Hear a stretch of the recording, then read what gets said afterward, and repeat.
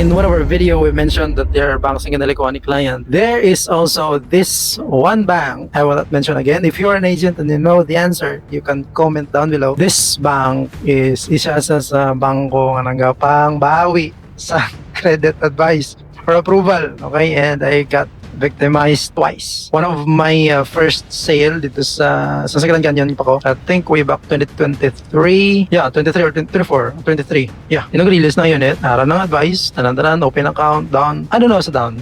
Not so sure sa down. Naka-open account ng kliyente. And there's the news. Ginbawi.